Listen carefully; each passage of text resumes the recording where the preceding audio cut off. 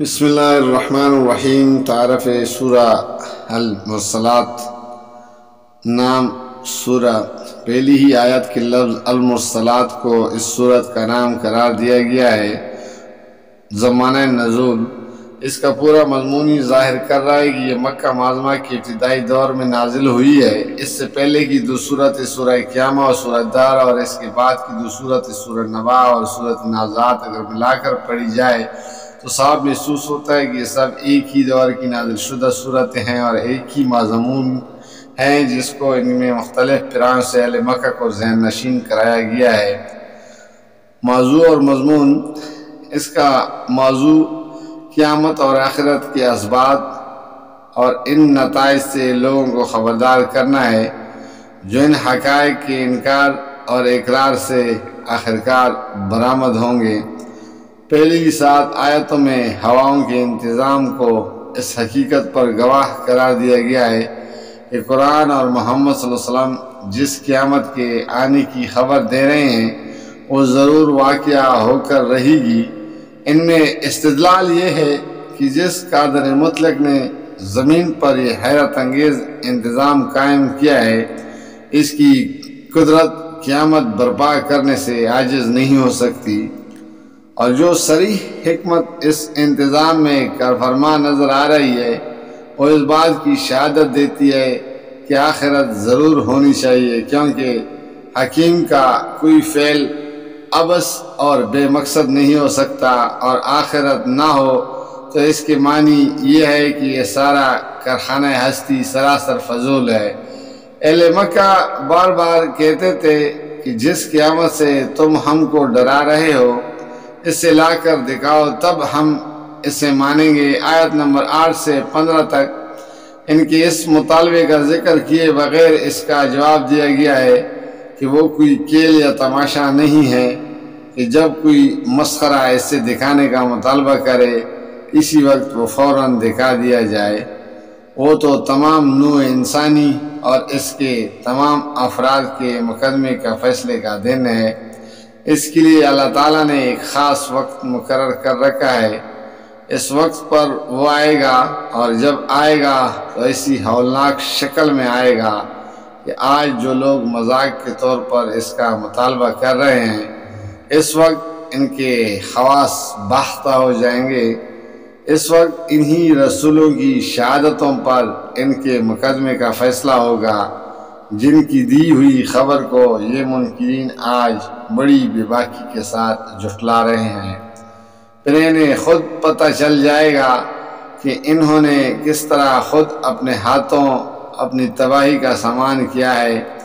آیت نمبر 16 سے 28 تک مسلسل قیامت اور آخرت کے وقوع اور وجوب کے دلائل دیے گئے ہیں۔ ان میں بتایا گیا ہے کہ انسان کی اپنی تاریخ، اس کی اپنی پیدائش اور جس زمین پر وہ زندگی بسر کر رہا ہے اس کی اپنی ساخت اس بات کی شہادت دے رہی ہے کہ قیامت کا آنا اور عالم آخرت کا برپا ہونا ممکن بھی ہے، اور اللہ تعالیٰ کی حکمت کا تقاضا بھی انسانی تاریخ بتا رہی ہے کہ جن قوموں نے بھی آخرت کا انکار کیا وہ آخرکار بگڑی اور تباہی سے دچار ہوئی۔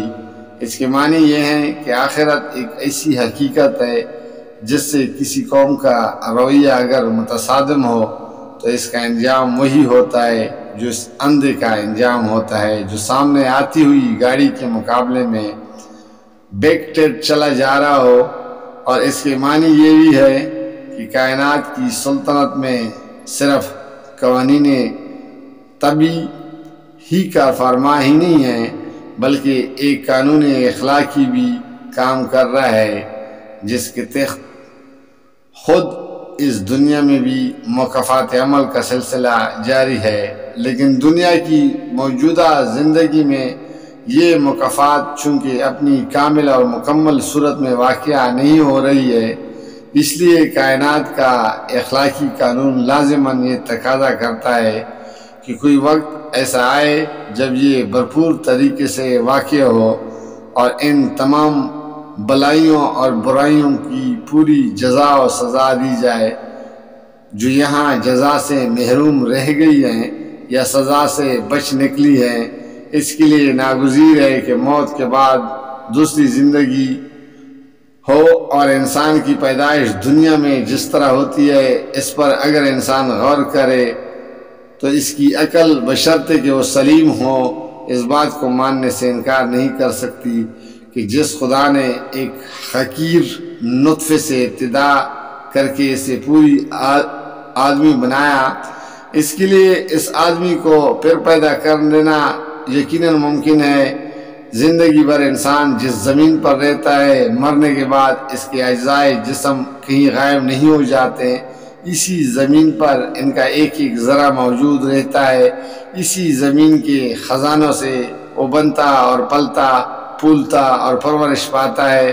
اور پھر اسی زمین کے خزانوں میں واپس جمع ہو جاتا ہے۔ جس خدا نے اس سے پہلے زمین کے ان خزانوں سے نکالا تھا،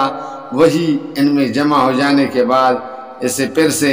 ان سے نکال لا سکتا ہے۔ اس کی قدرت پر غور کرو تو تم اس سے انکار نہیں کر سکتے